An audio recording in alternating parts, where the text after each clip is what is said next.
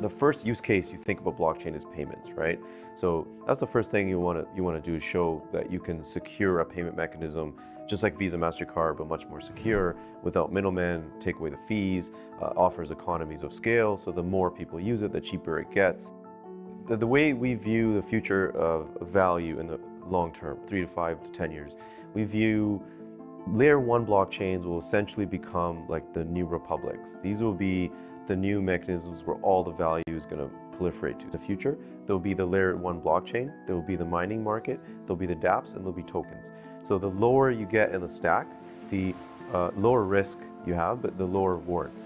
The highest risk reward will be on the layer 1 blockchain, because that's where all the value will flow up.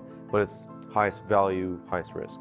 We view layer 1 blockchains, which is Bitcoin, Syscoin, Ethereum, as court systems. They need to be combative to the external forces that we don't control, even in the software world. In the real world, like inflation, hyperinflation, wars, these systems need to be secure from that.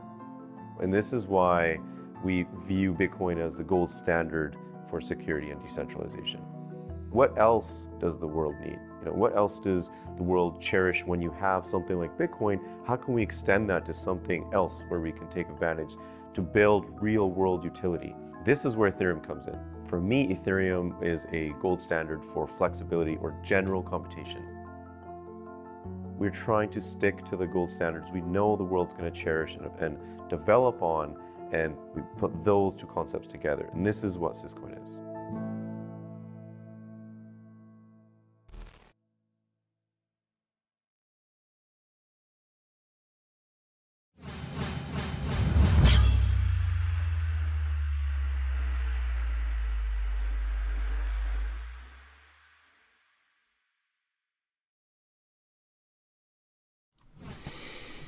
What's up, people?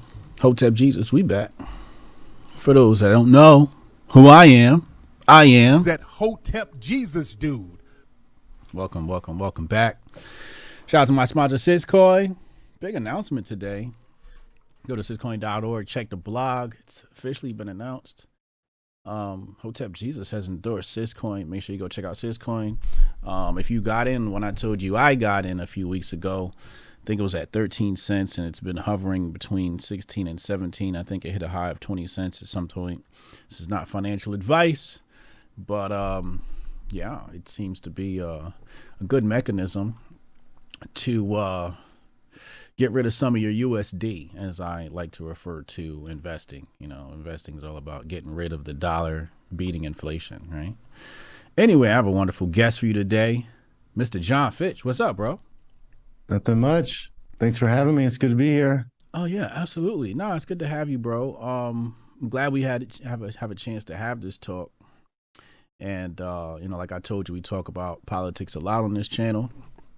So that's what we're gonna talk about today. We're gonna talk a little bit of masculinity too. I just, I kind of hate the masculinity space right now. It's pretty whack.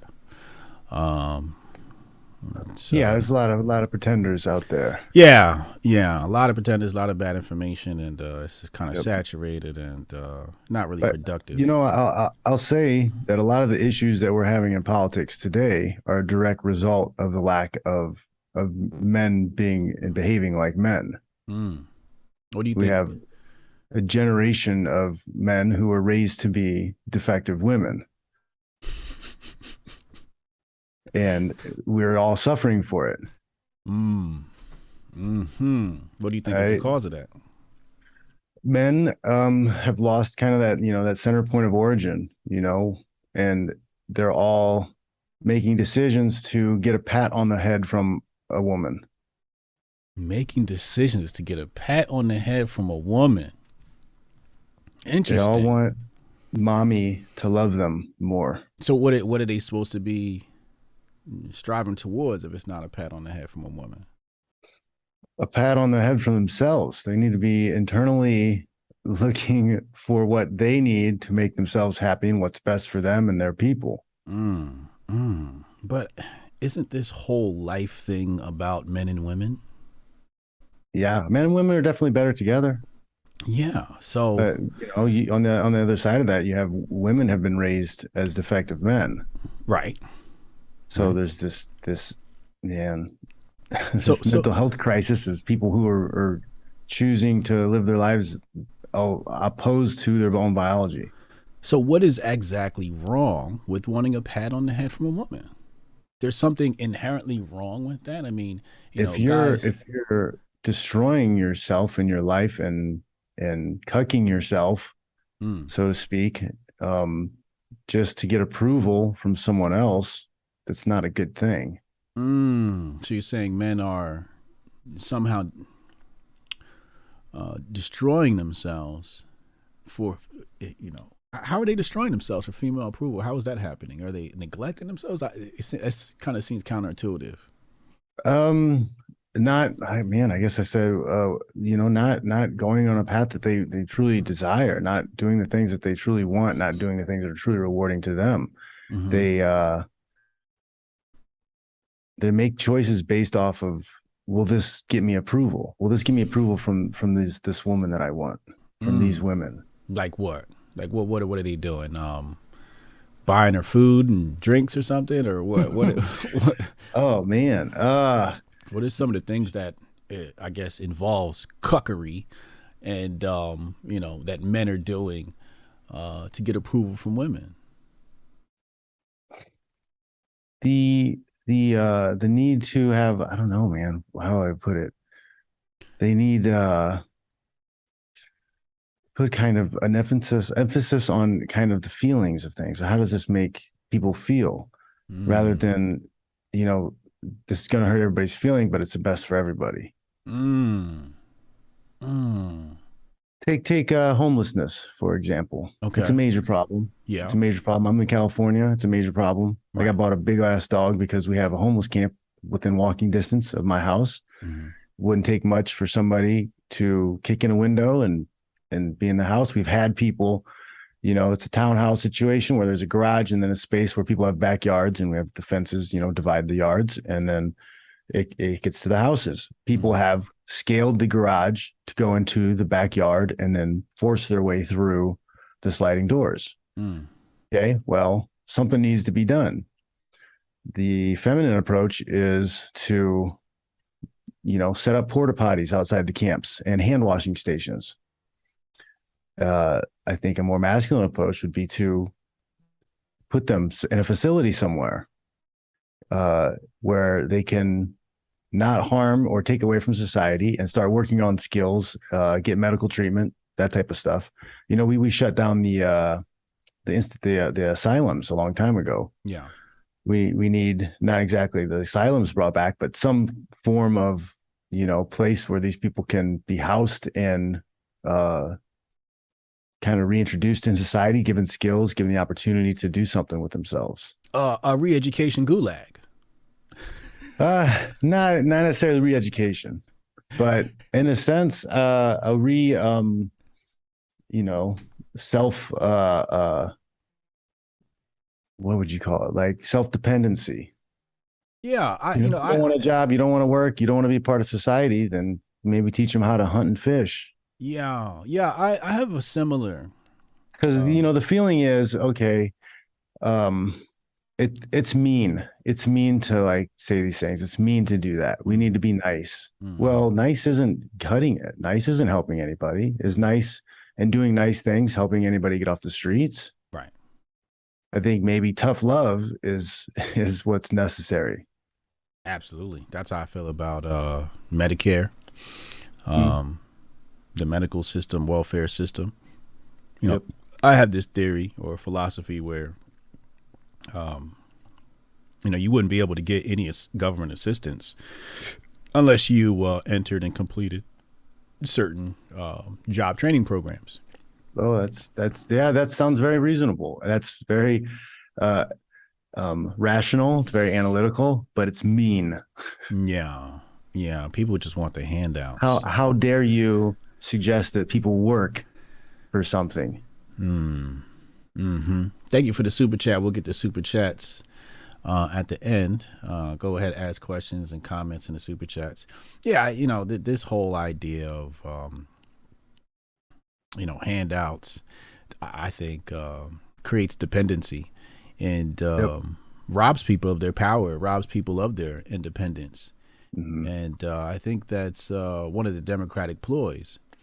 Like Sonny Johnson has taught us. She says, Democrats are the party of the poor, but you can't be the party of the poor unless there's poor. So it's basically planned obsolescence, where these people want a lower class, dependent on them, is to give the demon rats purpose.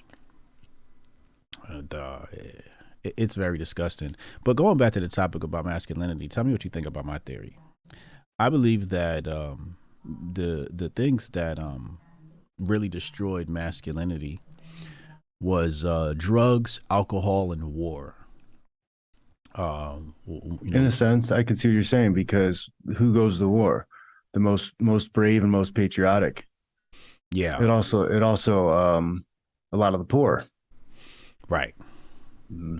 Yeah. It's a lot. It's a good way to.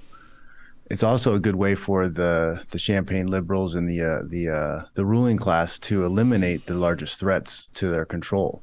The masculine energy. If you kill off all the masculine fighters and you kill off the poor people, it's a lot harder to have an uprising. Yeah, who's gonna protect the household? I saw that with Black Lives Matter. Their website under the villages section before the rebrand before they hid the evidence. It said mothers, parents, children, and I was like, oh, they admitted fathers. Wow, this is rather interesting.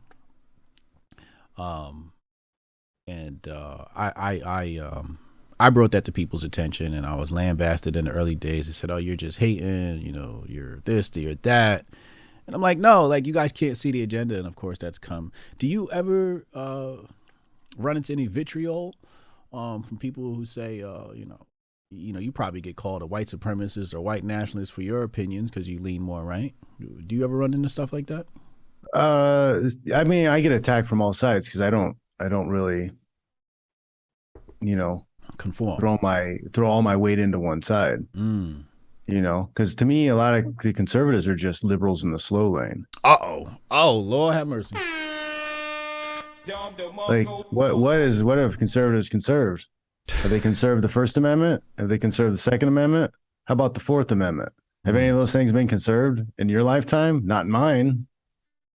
When I was a little kid, people could buy machine guns, fully automatic. That's not available to us anymore. Now they're trying to take away our they're not assault rifles, our ARs. They're trying to take away our hunting rifles. Yeah. Our self-defense rifles. Which is just a ridiculous argument anyways. That's a whole other topic. But like, the American people outgun all of the world's militaries like 2-1. Yeah. Do you have a theory on why conservatives have failed in conserving by design? By design. What is people this? At the top? I think they're all. I mean, when do the Democrats and Republicans vote the same on the same topics? It's always the same stuff: raising taxes and going to war. Yeah. Like the gun debate is something that could have been seized up a long time ago by the right.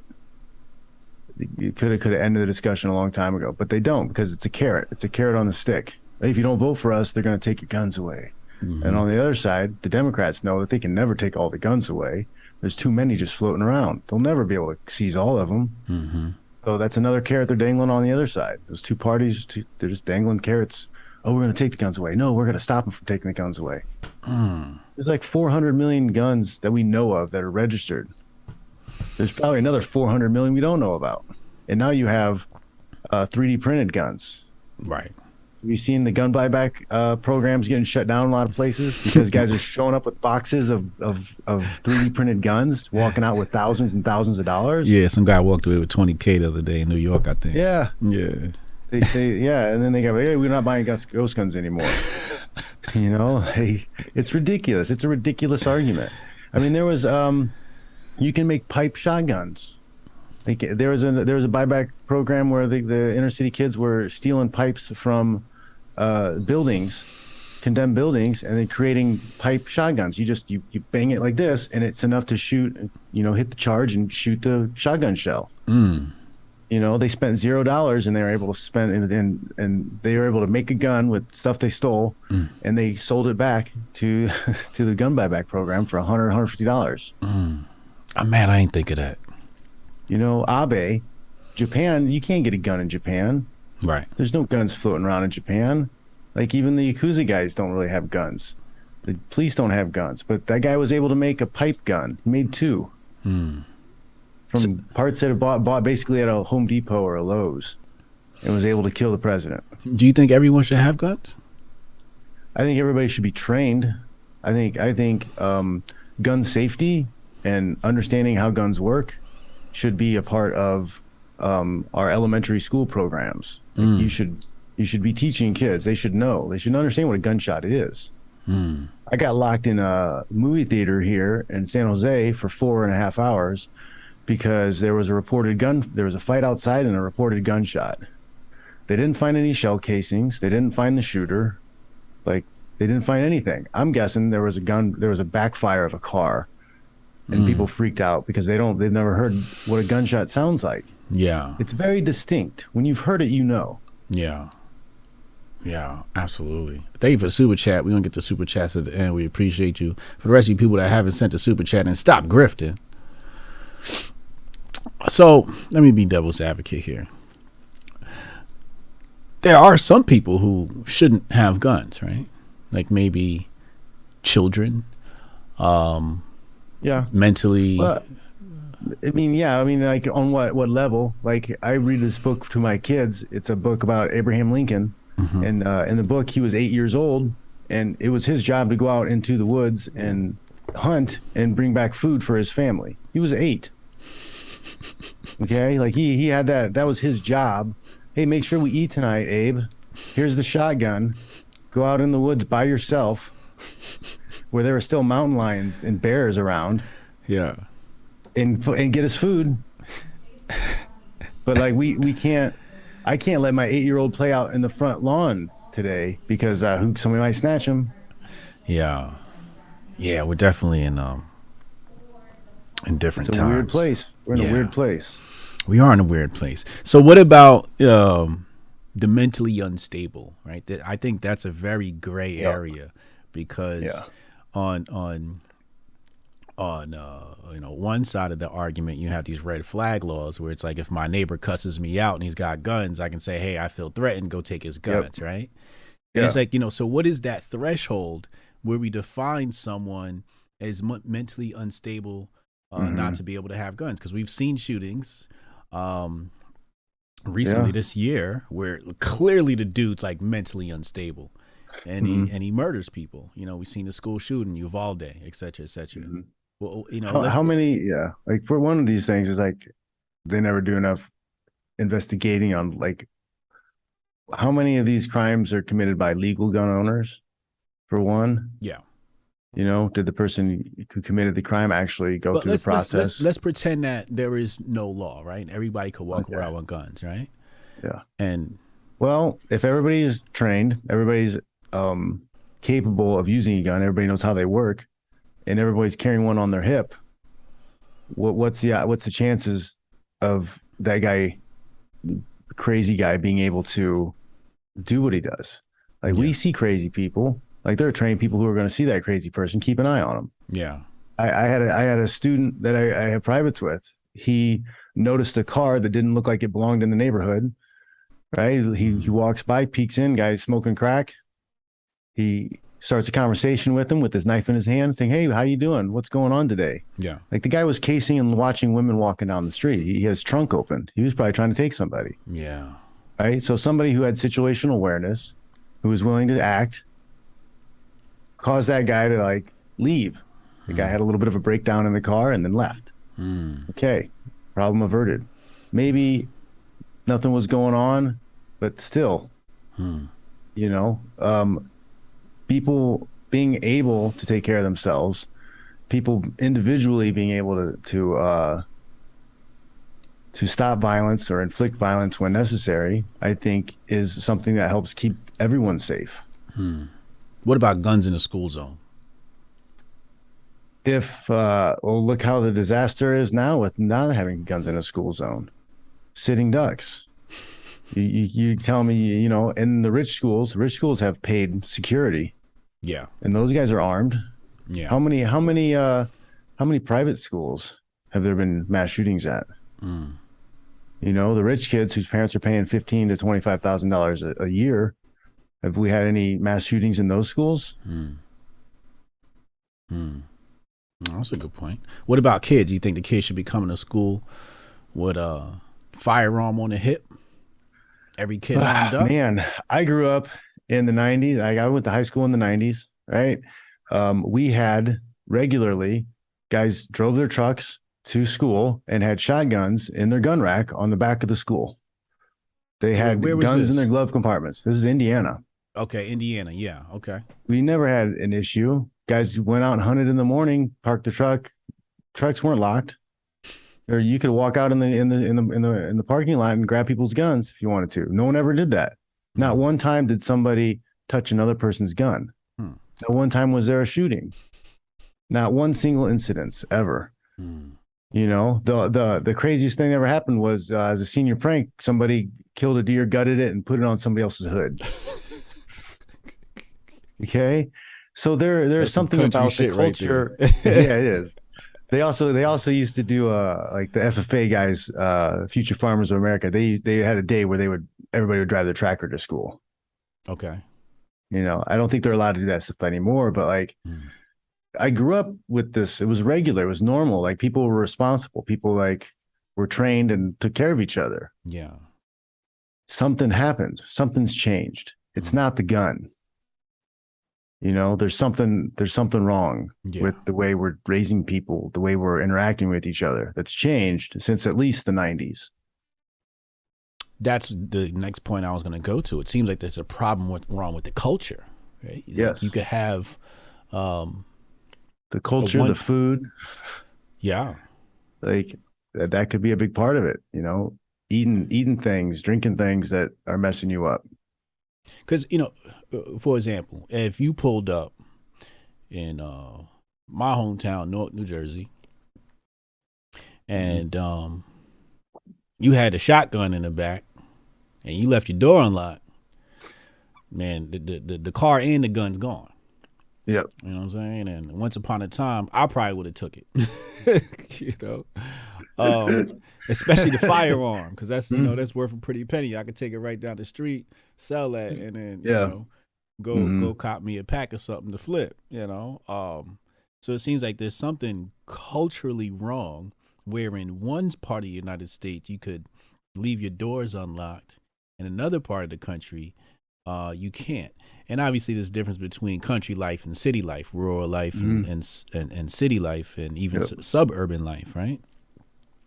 What do you think, if you had to take a guess, or you had a theory on what went wrong with our culture? Because even when you look back on the 50s, it was very similar to that, where you could sort of leave your doors unlocked, et cetera, et cetera. What do you think America went wrong to where now our society is like that, where things are unsafe? The families have been destroyed.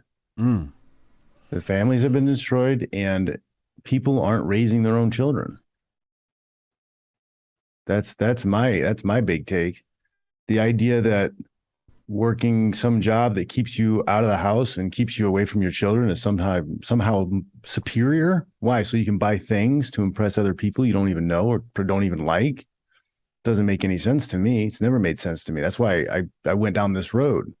I didn't want to have a boss. I didn't want to, you know, have to spend my days 8-10 hours a day working to spend a couple hours at night with my kids. Like, no, that's backwards. Like, I want to have kids and spend time with my kids, and then I'll figure out ways to make money for us to get by. You know, I don't understand the mindset. Everybody's been kind of brainwashed into thinking this modern way of living is the right way. And I think it's completely backwards. I spent a ton of time thinking about the culture of the family. You know, I'm on my fourth child. And you got 4? Yeah, I got 4. Nice. I got 2. I'm looking to have more. Yeah, me too. I want like 6 more. Um, Awesome. yeah, but I'm looking at the mistakes, each birth, right? Each generation that I've created, and I get better and better, right? But there's something missing, and I've ventured into Asian culture to figure out how to fix it, right? So like, I have another channel, Hotep Chess, and we play chess over there, and we have a Chinese kid in the class. So I asked him, like, how do your parents discipline you? Like this is how bad it's gotten to where I'm asking a 12-year-old boy, Chinese boy, how to raise my kids, right? And I feel like there's something missing, and I want you to tell me, how you would, create the perfect culture or near perfect culture for a household. But I feel like there's something missing, at beginning at dawn, from the time we wake up. Mm-hmm. I feel like there's an order of operations that need to happen to create a certain culture. And I've even looked at, Islamic culture, and Islamic culture seems to be producing very fine kids. Asian culture producing very fine kids.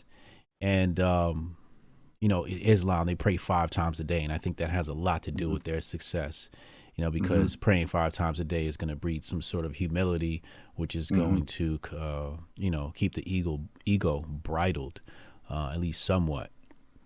How would it keeps you restrained in a sense too. Yeah. Because I was having this talk recently. We were watching the Dahmer series, and his grandmother was asking him to go to church or whatever. And one of the guys who were sitting there watching it kind of laughed or scoffed at that, and started thinking about it. And I was like, well, if he would have made the commitment to go to church on Sunday with his grandma, that's at least one day that he wouldn't have been drinking. He would have had to gone to bed early enough on Saturday to get to church. Because it was forced him into a routine that wasn't like a degenerate action. So I could see value in that. And if you're, Islam, you're praying 5 times a day. The Asian cultures seem like they have their kids so busy doing stuff, they don't have time to dick around. Like they got music class, dance class, math class, something else, and then the rest of school. Yeah, the Chinese kid in my chess class, he's in a chess club, he plays piano, and he does tennis. So it's just like, and he's an A student. So it's like they keep them super busy. And so when I started doing my research, the little bit I've been inspired to do, I noticed that, and I could be completely wrong, but from my brief research, it's the woman that is sort of instilling a sort of discipline in the child, at least for the Chinese that I saw in the tiger moms. Yeah. And it's all, so when I think about, how we create better children in this world, I'm thinking like, okay, then it's a lot of the responsibilities up to women. I know back in the at least the early years. Yes. Yeah, like I was gonna say, like, early, Holy Roman Empire, before the boys went off to learn how to fight, I believe at the age of 7 or 12 or something like that, they spent a lot of time with their mom, and then their father took them in the later years and sort of groomed them into a man. So I think that's a big part of it, is the nurturing that happens early in life. When, like, that was the reason why I made a lot of good choices, and I just decided not to make the bad choices, because a lot of people have the devil and the angel on your shoulder. So I had my mother on my shoulder, right, and my father on my shoulder, and it was like I didn't want to do the bad choice, because I was like, man, I don't want to disappoint my mom. And that was coming from the fact that my mom was always there when I was young.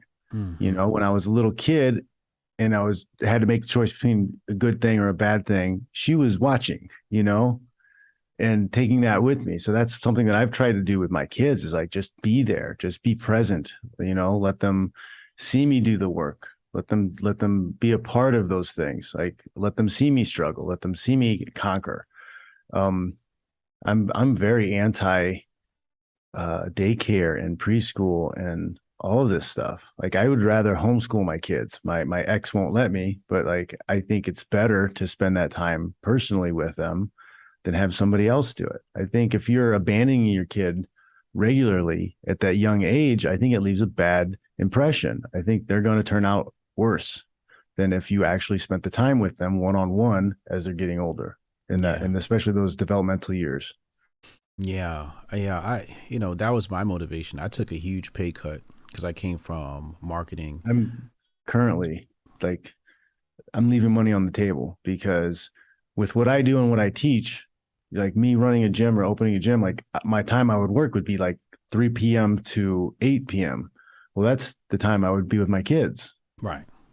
So I would either have to sacrifice time with them or I'd have to force them to be at the gym and sacrifice their development of doing drama class, football, flag football season, soccer, volleyball, all of those types of extracurricular activities. Those would either get cut off or my time with them would get cut off. So I take the hit.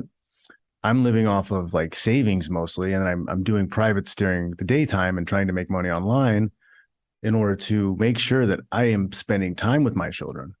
When they get to that point where they're older and I can do other stuff. I mean, it means I'm probably going to have to work later into my life, later years of my life, but whatever, like that's more valuable to me to raise good kids and spend the time with the kids. Like, why else are you having the kids at all? Like just to show them off? Is it like your watch or your Louis Vuitton or your Tesla that you're showing off to people? Yeah. Or is it because you wanted the kids because you want to spend time with them? Yeah. I want to spend time with my kids. Yeah. I feel that so much, man. Like my boys are 13 and, I say, in about 4 or 5 years, I'll get more aggressive with, some of this online stuff and traveling more. But, so for example, I only do speaking engagements half the year, right? Because during soccer season, I'm a soccer coach. Yeah. And I'm at every single game. I'm at every single practice, right?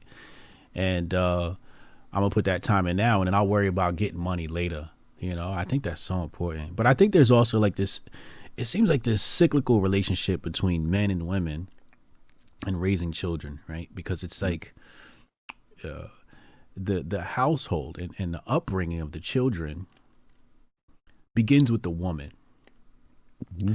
But now they're all defective men, and all they want to do is put the kid in daycare and go to work.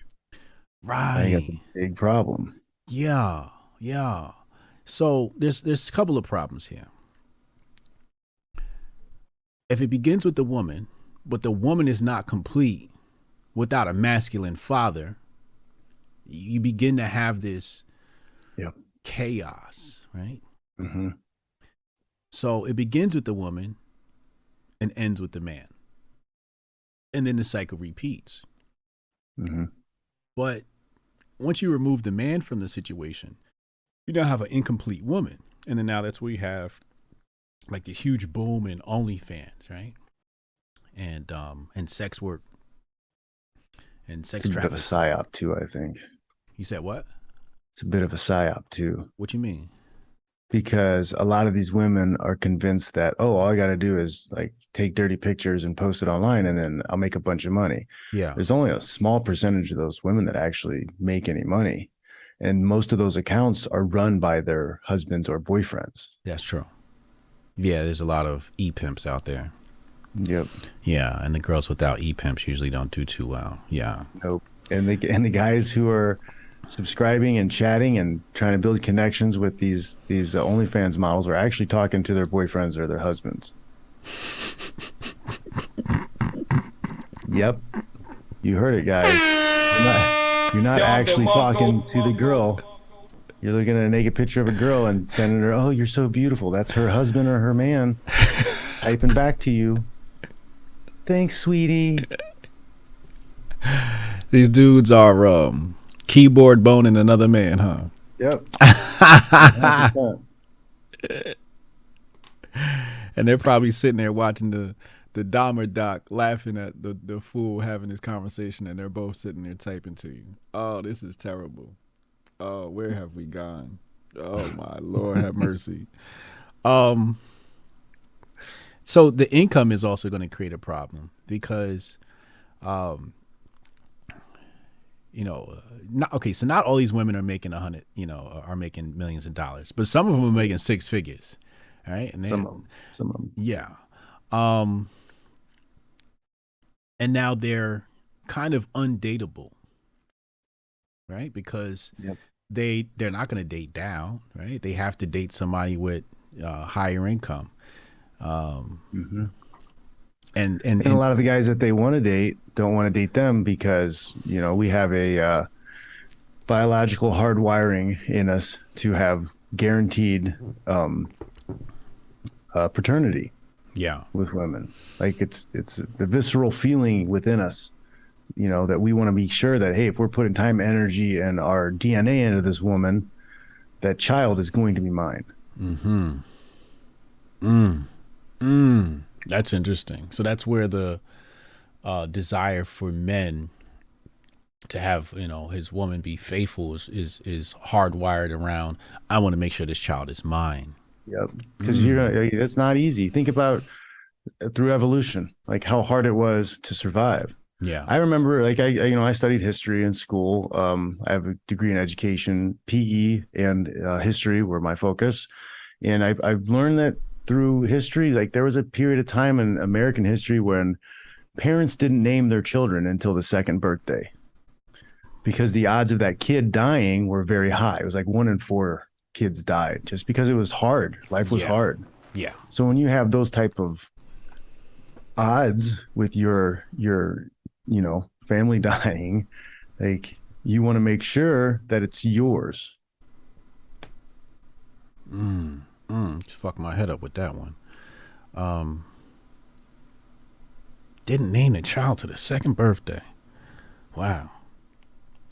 It just reminded me of this. It's just the baby. Yeah, it's just a baby at that point, and I guess, you're looking at the traits of the baby and eventually you'll name them based upon whatever traits is. Oh, wow. That's really interesting. All right. So let's come back a little bit in the conversation. You and I grew up in a different time of dating. Back in my day, I was the cold approach guy. My friends would see a group of girls. We'd be hanging out the mall. We're all 16, and he'd be like, "Yo, Brian, see those girls over there? Yeah. Can you go talk to them for us? Can you break the ice? I got you, bro. No worries." I go over there. I break the ice, and then next thing you know, a few weeks later, we all got girlfriends, right? And then we'd find another pack of girls, and we'd do it all over again.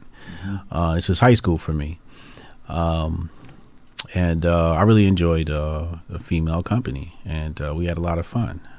I remember at one point, I had 10 girlfriends. And they weren't really girlfriends, but I was talking to 10 different girls, right? And I would call one, I'd speak to her for about 25 minutes, then I'd hand the phone to my friend, and then while he was, keeping her busy, asking her about her friends, I'd call the next one, and we'd rotate like that. So this is back in the day where you actually had to have a little bit of personality to talk to girls because, the only way to communicate was via phone. Now, the game's different. Way different. You think you could survive in today's dating game? I had to. Oh. I had to. I got divorced like 2018. So I spent about 4 years on the dating apps and learning the ways. So my background was I was a blue pilled alpha. Okay. I was the what guy. What the hell is a blue pill alpha? So I was alpha personality because I was a jock. I was a leader. Like people respected me. Like I was the guy who all the teammates and everybody came to for leadership and advice and like, let's do it. Let's get this thing. I organized people. I got the wrestlers up early in the morning. I had the janitor letting us in early at the school so we could do cardio and stuff at the gym. Like that was me. Okay. And I had that mindset of like, oh, you just have to lift yourself to a certain level and the girls will come. Well, guess what? They don't just come. Like you still have to know game. You still have to be able to talk to them. Yeah. It's not enough just to be high value. Like part of being that high value is actually talking to girls and knowing how girls operate. And I made that mistake of, you lift myself up to a high position. Well, girls will manipulate you, and one will latch onto you, and they will extort as much value out of you as possible. And if you don't gain the skills to talk to girls and understand women and understand their nature, like, you're just setting yourself up for a big loss. And this happens with a lot of athletes. You know, they don't really understand, because we call them naturals. Right? They're naturals. They naturally attract women. So if you're a natural, you're gonna have a hard time really understanding women nature, because it's like easy for you. It's like, no, you just have to smile and look good and be good at sports, and the girls will come. Yeah, they may come, but they're not gonna stay. You know, and the ones who are really good and the ones that understand men will extract as much value from you as possible, and that can end up badly for you. All right, so I was, you know, kind of like this blue pill alpha, and then, you know, I ended up getting divorced. I lost a good chunk of money, and then I found Roll Tomasi, and I started learning about women's nature, and I started applying things that I had learned, and I dated a lot of women in the last 4 years, and I used those skills to find a new girlfriend who I've got living with me now, and we're talking about kids. Hopefully next year, we'll probably start trying to have kids next year. I don't mean to be all in your business, but how old is your girlfriend? She's 27. 27. How'd y'all meet? Instagram.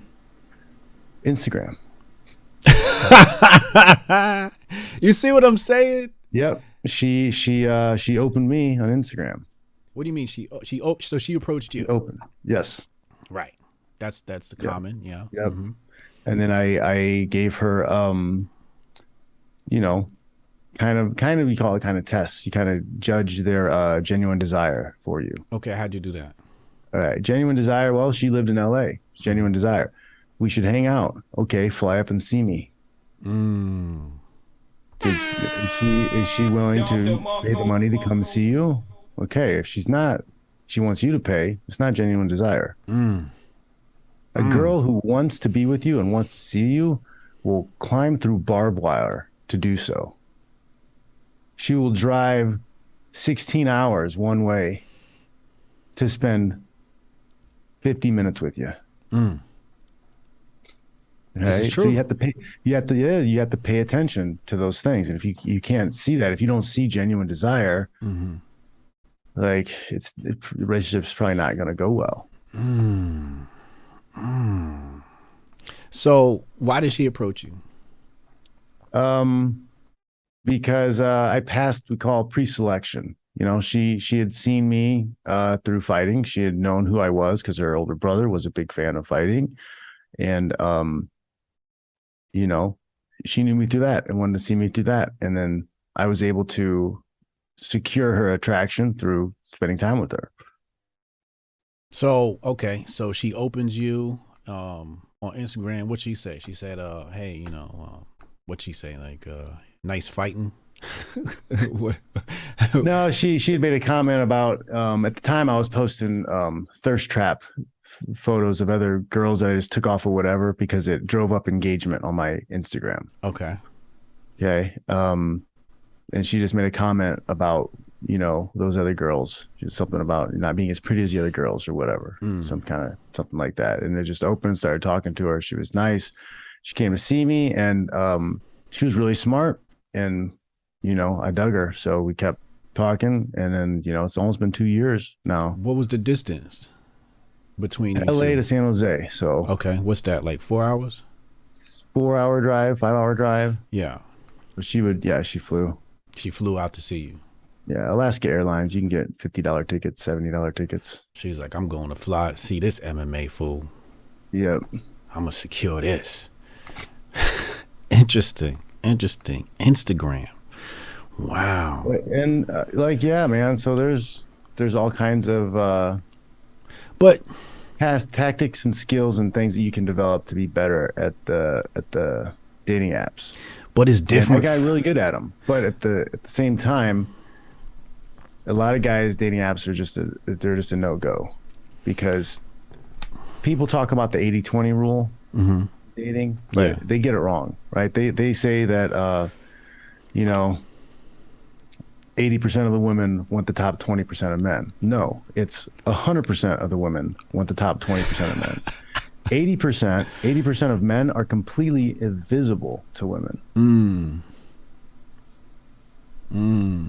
80% of men are completely invisible to women. Yep. And when you hear women complaining about men this, men that, men are trash, they're talking about those top tier guys. They're not even looking at, they don't even consider those other 80%. They don't even consider them men. Those are just extra girls or girlfriends, women.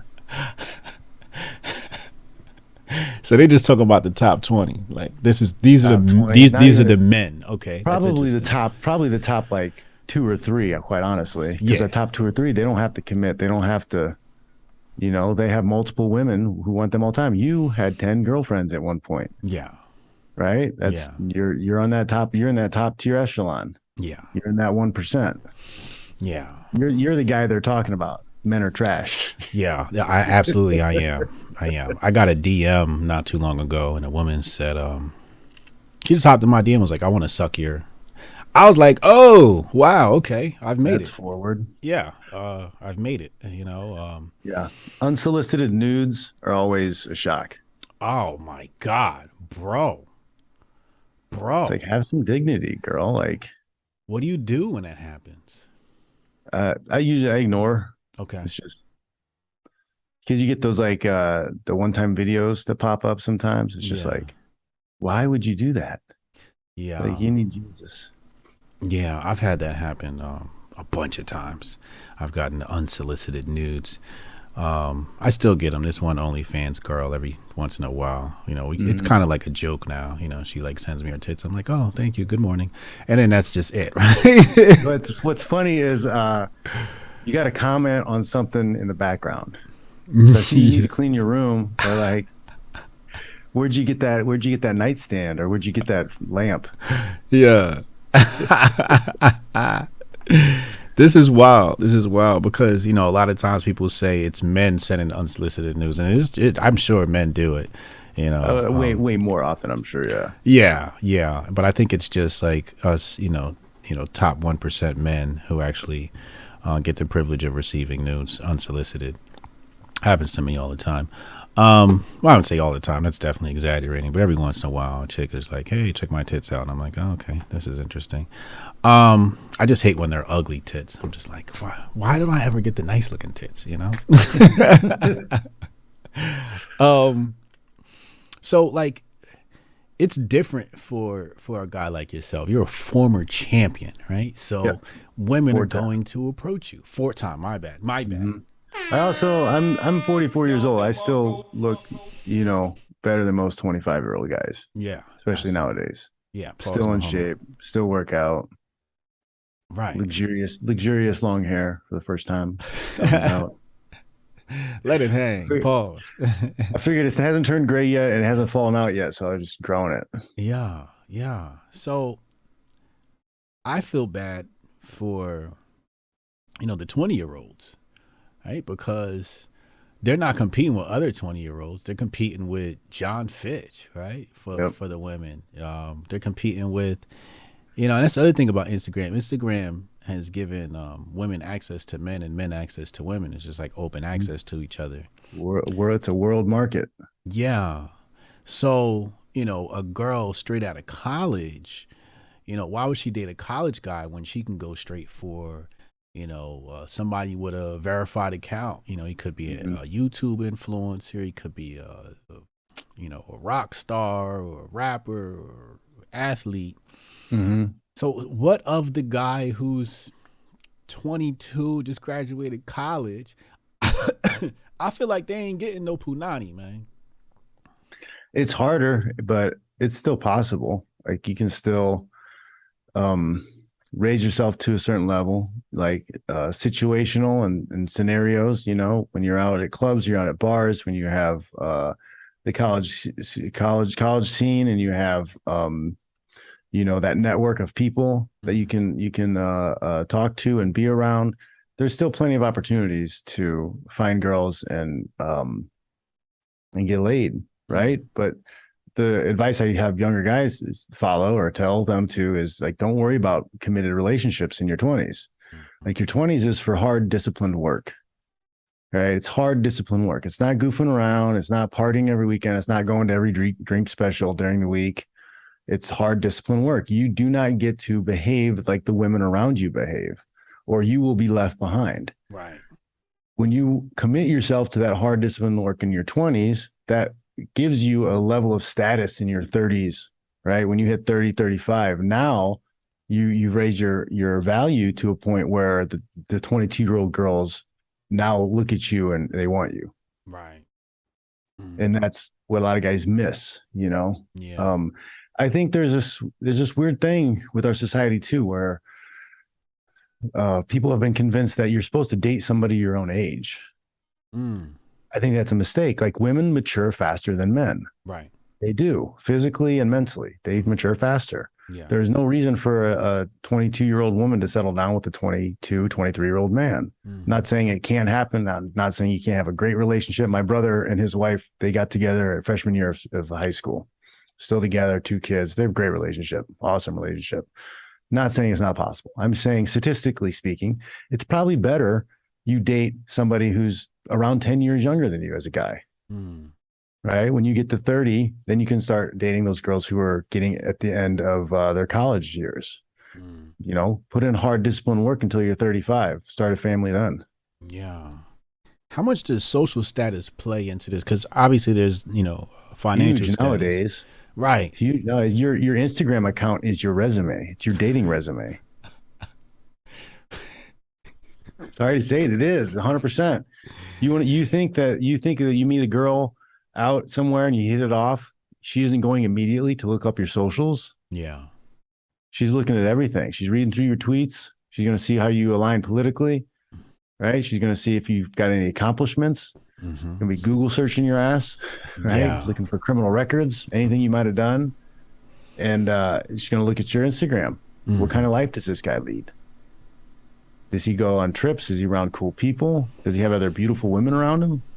Like, all of those things are things that matter to a lot of girls now. Not everybody. I'm not saying all women are like that. No, there's some that don't care at all. But they're going to be a lot harder to find. Yeah. You got to go. You got to go through a lot of girls to find the good ones. Otherwise, you're not going to know what you're getting. Yeah, that's key, I believe. You know, it's like finding a good job. You got to have a bad job before you know what a good job looks like. So you got to have a horrible chick to know, okay, I don't want that again. And, you know, a mediocre, like, all right, I think we can get something a little bit closer.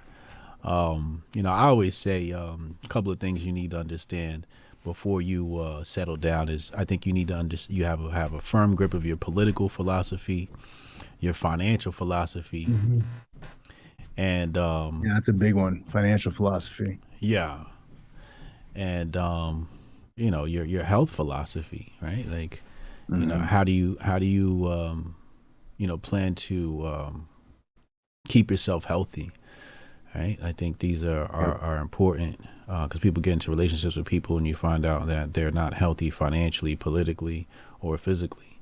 But also religiously, like, what is your religious philosophy, your spiritual philosophy?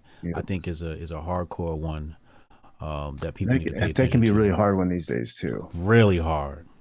Because, man, like, which church do you subscribe to, you know, in the religion? Because, like, you can be the same religion, but, like, it's 1,000 one different church does things denominations. different. You know, one church has the rainbow flags outside. The other church, you know, has you know, a different take on things.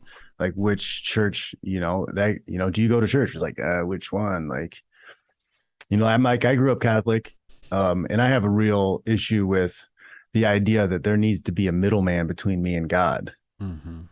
Like, that I need to, my church for me personally is the gym. Right. Okay. You know, I think I worship God best when I'm teaching other people how to make themselves better, how to make themselves more fit, how to teaching them how to fight. I feel that, like, I'm using my gifts from God to help other people. I think that's more profound than me going and sitting in a building and listening to some other guy tell me about God, who I already have a personal relationship with. You know, so there's ways you can still butt heads with somebody if you're in the same religion. Yeah. I think that's a huge one. because all this stuff is going to be passed down to your kids. So it's just like, you know, if, you know, your wife thinks that, you know, the rainbow is cool, she might teach that to your kids, right? So you need to be on the same page as you know, as your lady in regards to that. I got a very interesting question I want to ask you. They changed the history books. They're gonna rewrite history. This time period we're in now, especially politically. You know, your grandkids. How would you describe today's political climate to your grandkids? Because they're gonna read it in a textbook, and it's gonna say, "Hey, you know, Trump was bad, and you know, there was a rise in white nationalism and white supremacy and all this other stuff."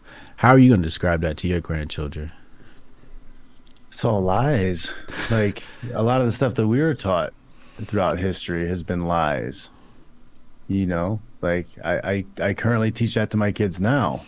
You know, hey, you know, the official story you get from the news and your textbook is only part of the story. There's something much deeper. I tell them, like, I don't have all the answers, and I don't think anybody really does. And you should be very skeptical of anybody who tells you that they have all the answers. We have little pieces of the puzzle, and we have to try to put those pieces together ourselves and figure it out. I give my kids my opinion on matters, but I'm like, you don't have to think like I do. You don't have to believe what I believe. Like, think for yourself, take the information you have and think about it. You don't have to commit to it for the rest of your life. You know, you're allowed to change your mind. You can take in new information and change it, but think critically, right? Always know that people are telling you to the best of their ability, their knowledge of something, or they could be possibly trying to manipulate you. So you're going to have to decipher things. You can't just blindly trust anybody. The only person you can trust is yourself and God. Indeed. We're gonna go to super chats. Jabari Judy said, "I'll catch the replay. Say prayers up for everybody, Hotep Nation, our family and friends, and everyone in this world. May the Most High guide us during this time and accept forgiveness for all our transgressions. Hotep and Shalom." Oh man, Jabari Judah blessing us with a little prayer. Hope all is well, Jabari. I'll see you tomorrow night for Hotep's Been Told You. Cassius Cammy says, "Salute. Been a Jon Fitch fan since the early days. I coach youth boxing, and we're trying to secure a city contract for a new youth center. Any tips from Mr. Fitch to encourage more kids to train?" That's a tough one, because a lot of it is up to the parents to allow them into the building to train, you know? Talking about why and helping people understand why it's important to know how to fight. And this is something I struggle with all the time. You learn how to fight. You need to learn how to fight, not because you're going to go out and beat a bunch of people up, not because you're going to use violence a bunch, not because you're in danger 24 hours a day, but because of the lessons you learn while you're learning how to fight. You're going to have to learn how to trust people, because you have to trust your coach. You have to trust your training partners. You know, you're going to have to learn how to read body language. You know, you're going to have to see whether people are having a bad day, because even your training partners are going to have bad days. They're going to be upset sometimes. Their mannerism is going to change depending on how they're feeling on certain days. But the most important thing is you're going to learn about being calm in stressful situations. Right? I did a podcast with Ed Lattimore, and he talked about how learning how to fight turns down the noise. It really turns down the noise. And that's 100% right.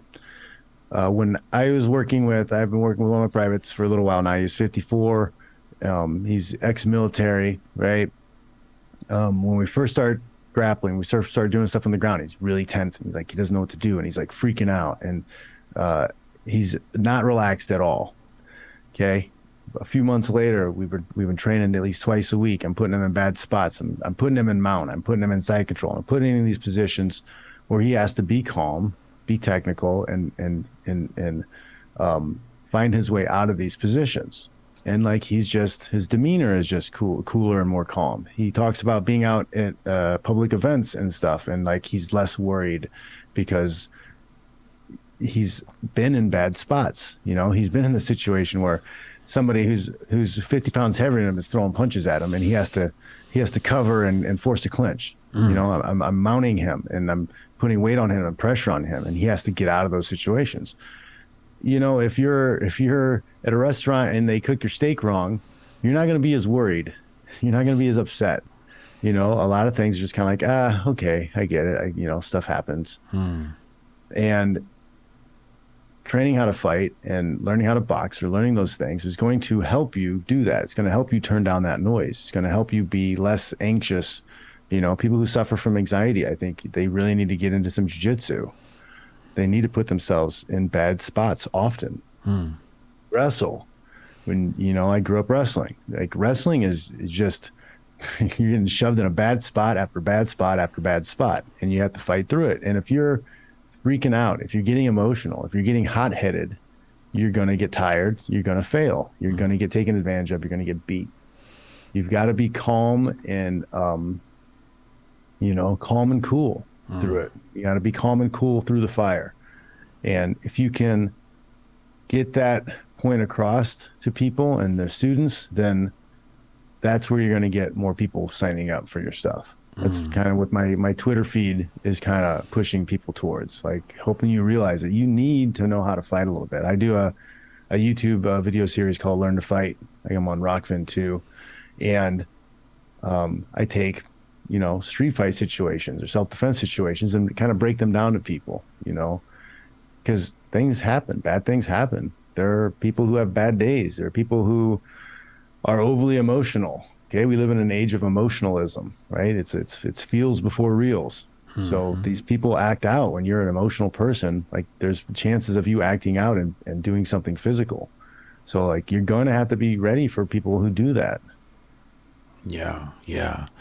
You know, like I said, I coach kids sports, and the more I'm around these kids, the more I realized, you know, it's not them who needs mentorship, it's their dads. Yep, 100%. Cause, like, 100%. I'm rehabbing the kids and I'm turning them into men, and then they go home and then they come back to me and I gotta redo my work. And then we have the parent coach meeting, and I'm looking at a bunch of simps, and I'm just like, oh, or moms, right? Like, moms are there, right? And I'm just like, I'm seeing, like, my dad was a military dad. So, you know, when you talk about being put under pressure, I grew up in pressure, right? I was born in it. Pressure makes diamonds. Yeah. So I put my boys under pressure. And, you know, so it's not always easy to do too. Like, it's hard. You know, like, I've yelled at my kids a few times and the tears come up, and I'm just like, man, that sucks. But like, it had to be done. It had to be done. Right.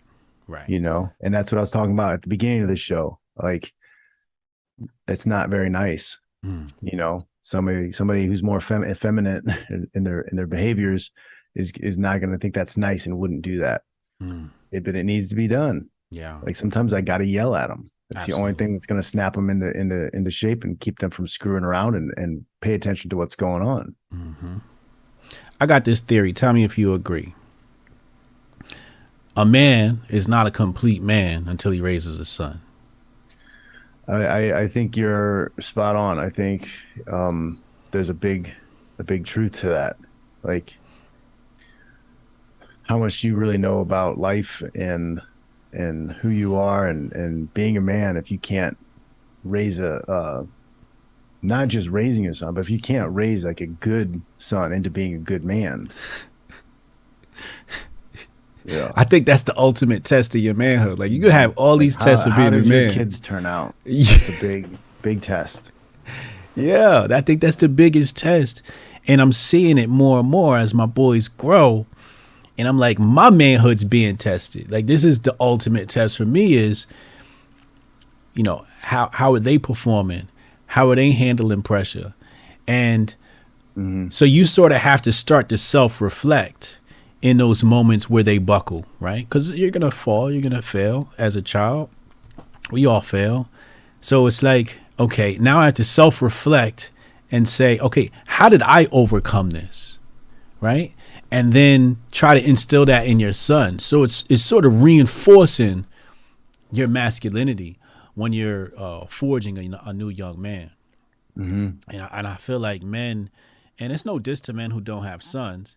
I just think when you have a son, something just comes out of you that's completely different. Completely different. Yeah, and I think that's I've been teaching. I got a group of high school kids that I've been teaching wrestling to on the weekends, and like I feel like that is a great way to kind of pass on this masculinity and these things, because I can be a representation of, maybe their fathers are missing something on some level. They've conceded too much, death by 1,000 cuts over the years, but I can stand up and be like, nope, this is okay. It's okay to be like this. It's okay to want something, go after it with everything you got. It's okay to fight people, so to speak. And I don't mean just go out and picking fights in the street, but like having the will to engage in a fight. That's something that many people don't have. And it's not always something, some guys are born with it. They really are. I've seen it. Some guys are born with that will to fight, but a lot of guys, you have to condition it into them, not giving up, not being willing to give up, even when it's, painted to be something that's impossible. There's no way this could happen, but you're willing to just say, okay, I'm going to fight anyways. Yeah. Yeah. So true. So real. Tom Kowalski said picking fights, UFC picks at 71%, 2022. Shout out to Tom. John, I also want to ask you a favor. Talk to Chad Lemoyne. I'm going to reach out. We want to do a written interview with you for menoforder.com. Is that cool? Yeah, we can do that. He send you some questions and you can just type them back. Mm-hmm. I think that's how he does them. Shout out to Chad. I'll get you guys connected. I would love to get a story on you from menoforder.com. Shout out to menoforder.com, one of the official sponsors of this channel. And my great buddies run that. Canon Hotep, he says, salute. Thank you for a fire conversation. Real talk happening here. Shout out to Canon Hotep. If you guys are not following Canon Hotep, make sure you follow him on Twitter and YouTube. Jay Pylon, he said, you picking Silver or Paul? Oh, man. Like, Anderson Silva is a great fighter. He's had some boxing experience. He's really good. But he's also 22 years older than Paul. And he's been knocked out. You only have, your chin is like a piece of granite. And every time you get knocked off, it's a big chunk taken off. And it gets easier to get knocked out. I'm leaning. I want Silva to win. I really want Silva to win. But the age discrepancy is a big deal. It really is. It makes a difference, and not just because of you're slower, but he's had a lot of fights. He's taken a lot of punches. He's had a lot of concussions. Yeah. He's a little bit slower than he used to be. Mm-hmm.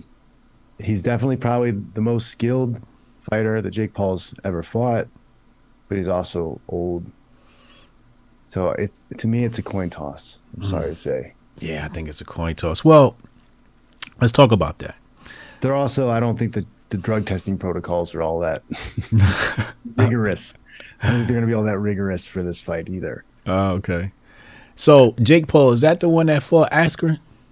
Yes. And Woodley. And Woodley, right? He knocked Woodley out, right? Twice. Yeah, twice. Woodley, same thing. Woodley's he's taken damage. These guys, Askren and Woodley are smaller too. They're smaller guys. Right.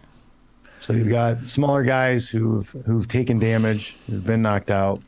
Askren, I think, was just taking a payday. I don't even know if he trained for that fight. I don't think he trained. I don't think he trained at all. And he was like coming off a hip surgery. Yeah, he came out there straight dad bod. He had a hip replacement surgery. Did he? Yes. Yeah, I think he's got like a 70-year-old's hip.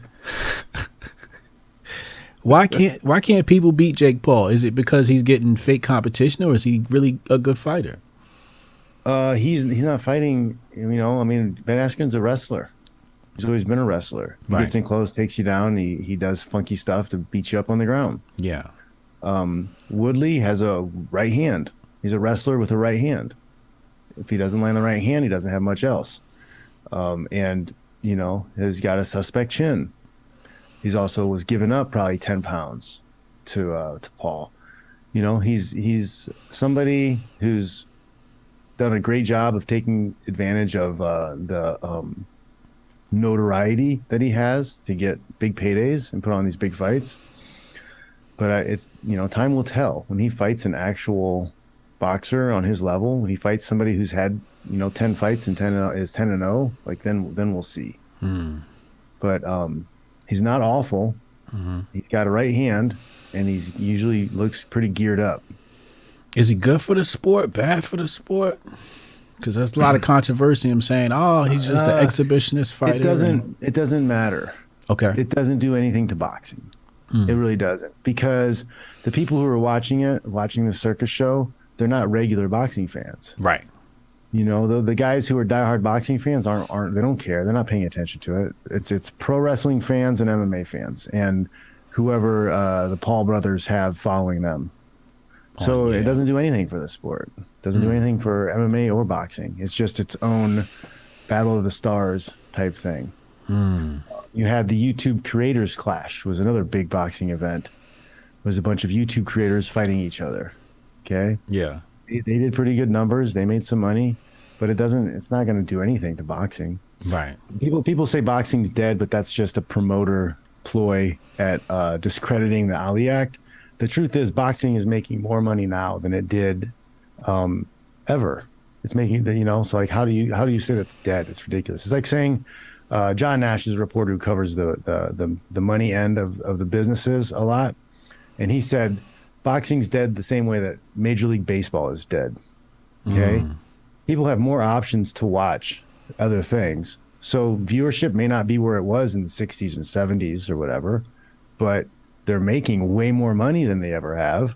Like the money they're making keeps going up every year. So how could you say it's dead? Interesting.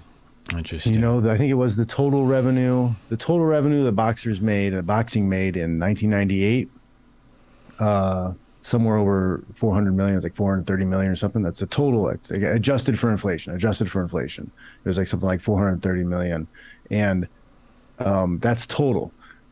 That's what was made this last year in boxing in pay-per-views alone. So the numbers have gone up. The numbers have only gone up. So boxing's, like, you could say it's less popular. We don't really have the numbers because all the viewership's on different platforms and different apps now. Right. So it's harder to track versus pay-per-view. But like, they're making more money. It's like, how can you make that argument that it's dead if everybody's making more money? Promoters, managers, fighters, everybody in the industry is making more money. To me, that sounds like it's successful. Right. What's your YouTube channel about? Official Jon Fitch. I have a number of things going on my YouTube channel. I have Jon Fitch Knows Nothing is my podcast. I do live on Sunday nights. I cover a lot of the fights, and then I talk about a lot of the dirty pool, and I'll pick a subject because sometimes there's no fights or the fights just aren't that great, and I'll talk about a certain topic subject, or I'll open things up to do free consultations to people who want to ask fitness and red pill type questions.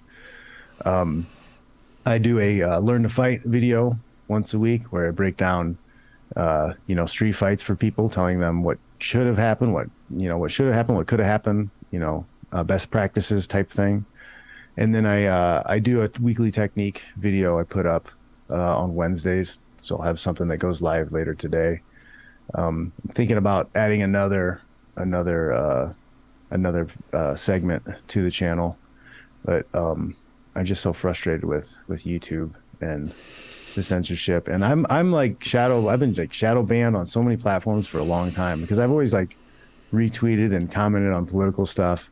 I've been stuck at the same Twitter following for like 10 years. I've been at like 130 some thousand. Yeah. Like it goes up a little, goes down, goes up a little, but it won't break that 130 whatever. I'm getting close to 137, 138,000. That'll be like my all-time high. Yeah. But we'll see when Elon takes over if that changed anything. I'm on restrictions. Like they even told me on Instagram, I'm restricted. My account's restricted. If you go to my account and try to follow it, Jon Fitch Smash, they'll ask you, they'll say, are you sure you want to follow this account? It regularly posts false information. Yeah, I've seen that before. You can't tag me. Like they'll question you. Are you sure you want to tag? You want to tag this person? Yeah. Like, I'm a dangerous content provider. Yeah. It all started with a Spider-Man meme. Really? Actually, there's two Spider-Man memes. One was he's standing up talking in front of the whiteboard, and the whiteboard's says, the people who put us $30 trillion in debt want to give you a credit score. And they're like, this is false information. And the other one was the three Spider-Men pointing at each other. Yeah. And it was like COVID, the flu, and like whatever. Yeah. And they're all pointing at each other. They're like, this is false information. Yeah. Yeah. Yeah. Some of that stuff you got to be careful with because the Ministry of Truth is going to come down on you with the hammer. Yeah, man. It's so creepy. Yeah, it is. Yeah, it definitely is. Shout out to Top Lobster. We live in North Korea, man. Damn near close to it. Shout out to Top Lobster. Top Lobster is the official artwork guy for our channel. He does all the thumbnails. He said, who's your pick for Makayev versus Makhachev? Makhachev, yep. Yeah. I've trained with Islam here at AKA. I have to go lean towards him. He's really tough. He's young. He hasn't had as much damage and he hasn't gotten, knocked out or had gone through as much physically as Oliveira. But I think he's going to edge it out. I think he's going to win. It's going to be a great fight because Oliveira is top dog. He's awesome. He fights hard everywhere. He can fight hard from his back, fight hard from his stand up, doesn't give up, doesn't quit, doesn't give up positions, doesn't pause. He's always moving. So he's a good watch. It's going to be a good fight. It's going to be a good fight. Is Makhachev one of those Russian Islam guys? He's Dagestani, yep. Yo, them dudes is something different, bro. Yep. Like, I know wrestling, right? My uncle he was a state champ wrestler, referee. He got me into wrestling when I was younger. But these guys is a different type of wrestling. It's like their grandma was a wrestler. Yes. It's like all they did, it was kind of like to keep them away from the bad part of Islam, like the crazy warring, whatever stuff. It's like, hey, it's like part of the church, kind of, a part of the mosque. It's like get these kids off the streets. Let's get these kids in these programs. So like they're all wrestling early over there.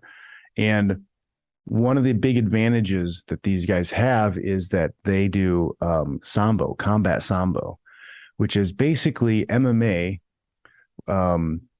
with shin pads, bigger gloves, a gi top, and sparring headgear. So they're doing MMA from a young age, basically, because all that changes is they take the extra stuff off and they put them inside of an enclosed area because combat sambo is on an open mat. Okay. Right. So if your followers have them, just Google combat sambo and you watch some of that stuff. It's incredible. And they're basically straight up fighting from a young age. So they're used to it. They're using judo skills, wrestling skills, and kickboxing skills from a very young age and competing. And when you do that, like, it puts you ahead of everybody else because everybody else is starting with one discipline. They're wrestling, they're doing kickboxing, or they're doing judo, or they're doing something boxing like that.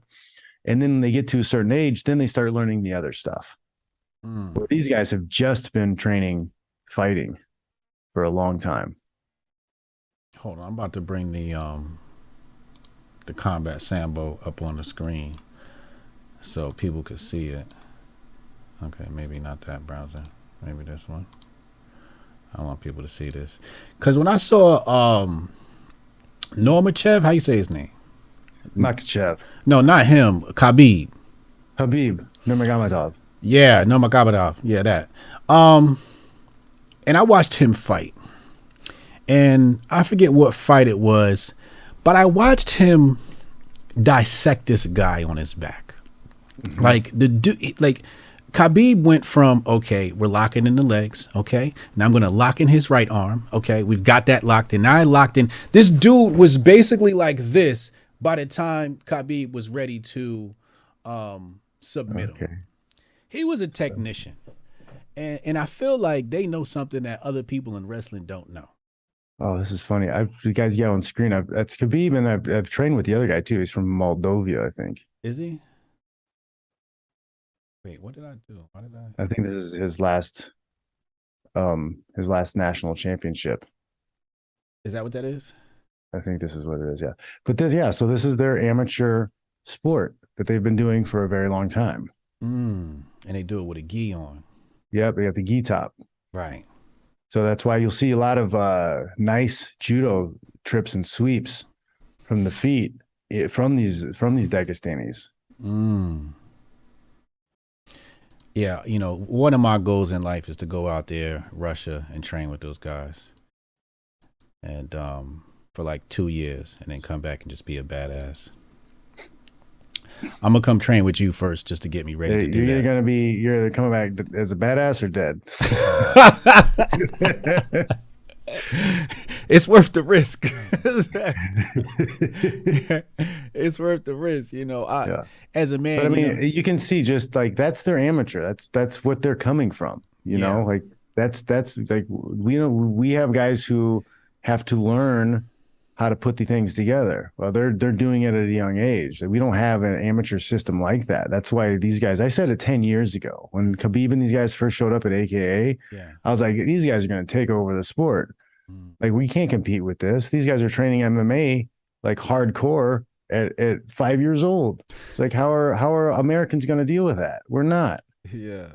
We got people saying, oh, wrestling's gay. I'm not going to do that. Well, you grappling. That's not a fight. Yeah, okay. Try to fight. Yeah, as you're getting beaten to death by somebody who took you down, has you mounted. You're gay. You're not really fighting. As you get pummeled to death, that's not gonna help you out much, buddy. Oh my God!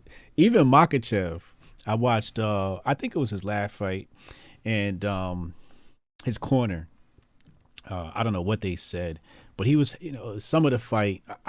I think he wanted to prove himself on his feet, and he was throwing a lot. Yeah. He was throwing a lot, and they were like, "Look, end this fight before this dude knocks you out." And then he took him to the ground and just ended the fight. That's kind of like the philosophy is like play towards your strength, obviously. Yeah. But it is like they incentivize. It's part of the mind. The mind games they play with you is they incentivize the stand and bang stuff. One of the reasons they do that is because with the small gloves on, the one guy who lands that one clean punch the first time a lot of times wins the fight, and it's not necessarily that he's the better fighter, right? And what that does is that works in the promoter's favor, because you lose a fight, you don't get the pay bump the next time. You're also at risk of being cut from the organization. They'll also be able to easily say that, oh, you're not that good, you got knocked out or whatever. So what the promoters hate is somebody who continually wins, keeps winning, because that guy keeps getting paid more, and he gets more and more power. He gets more leverage, right? The more fights you win in a row, the more leverage you get. Right. And the only time you really have guys who win a bunch of fights in a row is because they give them fights that they can win, because they're trying to get into a market, right? So Anderson Silva went on a huge streak because they really wanted in the Brazilian market. Okay, they had they were pushing Dan Hardy real hard. They were pushing Michael Bisping real hard in the English market. Right, then they get Conor McGregor. They pushed him really hard to get into that UK market. Conor did come through and win 2 huge fights that kind of cemented him as a top dog, and that was the fight over Aldo, and then the 155-pound championship too. He won to the 2 championships. So like, he seized it up with the opportunity that he got, but they don't want somebody to win a bunch of fights in a row. Yeah, that makes sense. And then if you become champ and you defend your championship, then you get percentage of pay-per-views, and they don't want that either. Right, because it cuts into their They want you to win one, lose one, win one, lose one, win one, lose one, and then they get rid of you and get somebody else for way less money. Interesting. Wow. Okay. It's business, right? It's dirty business. dirty business because it's super monopolized. The whole from the bottom up, it's just corrupt. When you build the business model on corruption, everything else that happens is corrupt. Yeah. Who was that black dude that was he was winning like the whole first 5 rounds recently? I think it was UFC, and then the 5th round came around, he got knocked out. Man, I can't remember. It was like maybe 2 or 3 months ago, I forget. And that's the first thing that came to mind. Chad will probably remember. That's the first thing that came to mind when you said the whole, win, lose, win, lose, win, lose. And it wasn't the heavyweights. I forget who it was. But yeah, now it makes sense. Like, I'm sure the promoter was like, yes, he lost, right? And I guess that's like what Don King was thinking about too, with guys like Kamaru. That's who it was, Usman. Oh, Kamaru Usman, yeah. Yeah, like he was winning the whole fight, then he got knocked out. What's going to come of him, I guess? And he's a wrestler. You know, keep it close, dominate, keep him in the fence. And when he does that, he was great. But then he probably felt that he was comfortably ahead. He won all the rounds. He relaxed for half a second, and then bink, head kick. Yeah. And MMA and Muay Thai, kickboxing, if you slip a punch and you move your hands out of the way, that foot's coming. Right? You can't slip like in boxing. Boxing is just hands, so you can slip and drop your hands, Mayweather style. But you do that in MMA, you're getting kicked in the head. So what are you supposed to do? You got to keep your hands up as you slip. Oh, okay, yeah. Well, yeah. And you saying in boxing you can kind of get away with dropping your hands a little bit. Yep, because you don't got to worry about the feet. Right. I think that's why Mayweather will have a hard time adjusting, because it's so in him to slip like he does. Yeah, he would never. The boxing stance doesn't work in MMA because you're turned more, so your lead leg is turned more pronounced, and your foot's pointing more a different direction. It's fine because it limits the areas you can strike in boxing, but like I could just leg kick the shit out of you all day. Yeah. Like you wouldn't even be close enough to me to throw your jab, because I would just leg kick, 3, 4, 5 of those, you're done. Yeah. Damn. Yeah, he better not even try. Canon Hotep said, Hotep Jesus or Tariq Nasheed? Just kidding. I was a wrestler, one of the hardest sports I ever competed in. Yeah, man. Yeah, I would not want to fight Tariq Nasheed. I think he's probably a heavyweight, or he's definitely 100 pounds heavier than me. So I don't want no sauce with that guy. If he's slow, you could just leg kick him. He said leg kick him, move. Yeah, and he falls to the ground, and then choke him out on the ground once you're on top. Yeah. Yes, I'm gonna come train with you, man. We're gonna get right. You're gonna see what I'm able to do, and then we're gonna go from there. You got some courses, right? You got some courses to teach people. Yep, I got some stuff up on Gumroad. What I do is when I go and I do seminars, I'll record them, and then I put them up on Gumroad so people can if they can't access me personally, they can still see my seminars. They can download my seminars and check out the technique. But I've also learned that it's hard to teach people fighting stuff through the screen. So I've also done a lot with fitness. So I have a lot of fitness programs also. The cardio stuff I do for being a fighter, the lifts I do because, when I was lifting and fighting early in my career, I realized that, the traditional ways of lifting, like a bodybuilder or a football player, did not work for martial arts, because we're doing, 3-4 workouts a day. And if you're like lifting to failure, like you're done for the rest of the day. Right. Like you can't squat heavy, go to failure, and then expect to train 3 more times in that day. It's not going to happen. Right. So I had to create my own system for martial arts. And then I realized coaching people online that it works well too for people who are like day laborers. Because I had some guys who were like plumbers, and they got to carry pipes and like heavy crap all day long, and they're working a 10-hour day, and they still want to be able to lift and be in shape and get the benefits from that. But you can't have them on a traditional program like a bodybuilder, because like they're wiped out. They can't go and if they're an electrician, they can't pull cables all day the next day if you've destroyed their arms or their back or their legs. Right. So I've created a system that's more about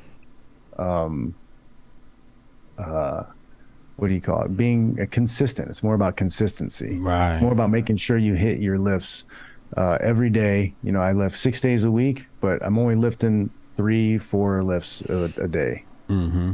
So I've broken it up. And I even put together a resistance band course. So like, you don't even need to go to a gym. You can just get the rubber bands. You can get those rubber bands for like $40. Yeah. And you can travel with them. When I fly somewhere, I'll take them with me so I can work out in my hotel room. I've taken them to the beach to do my workout. Yeah, they work pretty great. Interesting. No, you're right about the consistency because I knew I was going to be on the Joe Rogan Experience for a second time this year, and my workout regimen, just so I could look good on camera, was just 50 push-ups a day. It's like, I mean, I think a little bit helps, man. Like walking 20 minutes a day can change a lot of people's lives. Absolutely. You know, just a little extra burn. And the big thing with like burning fat and being lean isn't cardio. It's resistance training. Right? You want to get abs, you want to get, you know, that sinew, you want to get that division in your muscle. Like that's not cardio. I need abs, man. What I got to do to get abs? Diet is the most important thing. It is. It's the hard one. You can't outrun a bad diet. You can't outlift a bad diet. You can't outfight a bad diet. Yeah. You know, That's not what I wanted to hear, John. With the stuff that they put in our food these days, holy moly! I was reading through some ingredients at Costco yesterday, trying to find, I'm trying to find more whole foods for the kids to eat for snacks rather than processed, goldfish crackers or whatever. I'm trying to find whatever. Yeah. And there's like 6 different options for bags of dried mangoes. And it's just like, it's a mango. Like, why do you need like 15 ingredients on your mango? And I finally found one. It was an expensive one, of course. It was just dried mangoes. I was like, thank God. Yeah. At least there's one that's just, I was looking at beef jerky too, and none of them, they either had soy or some kind of seed oil on them or canola oil. And I was like, why? It's dried meat. Yeah. What are you doing? Salt and you dry it out. Like, that's all you need. But they add all this extra stuff in there, and I don't get it. Ain't that the truth? I'm coming out with a new product soon. It's going to have some ingredients on it, so people are going to really enjoy what they see on the back of that package. So yeah, everybody, that's breaking news. Hotep Jesus is coming out with a new product, so look out for that. Yeah, John, all your links in the description box below. Your YouTube is there, your Twitter is there, your website is there, so people can connect with you. They can purchase their your products, and get their life into shape. Let me just double check, make sure we. I do consultations too with people. Okay. Because a lot of fitness and relationship stuff is you need accountability, or you just need somebody that can let you know. Like I was working with this guy who was going through a divorce, right? And he started to date again, and he kept was telling me about the girls he was dating, and he kept making the same mistake. Like, he had kids from a previous relationship, so for some reason in his mind he thought he could only date single moms. And I had to ask him, I was like, why is it you keep just dating single moms? He's like, well, I have kids myself. I was like, well, you understand you don't have to date another single parent yourself. You can date whoever you want. And he was just kind of like, he'd never had anybody tell him that before. What? Yeah, I would never date a single mom. It was shocking to him. He was like, oh, that's a really good point. Like, I could see his whole world just kind of changed in that instance. I was like, you don't have to do that. That's really weird. You have permission to date who you want to date. I can't even look at the Instagram. You don't have to date somebody your own age, and you don't have to date somebody who's in the same situation as you with kids or whatever. Yeah, that's so weird, because Instagram's gonna feed you a bunch of hot chicks, right? So you click on their profile, you see whatever, and sometimes I click on a profile and it'll be like mom in the bio. I'm like, nope, can't even look. I can't even look at a woman who has a child. I'm just like, oh, you have kids? Ew. It's just a huge turn off, bro. I don't know why. Yeah, not interested. Ladies and gentlemen, Jon Fitch. John, go ahead, get out of here. Thank you for joining me on my channel, and I'm gonna have Chad reach out to get an interview with you on Men of Order. Really, thanks a lot for having me, man. I've been following you for a while, and been really enjoying your takes. It's awesome to connect. Appreciate it, man. I'm growing, and it takes gonna keep getting better.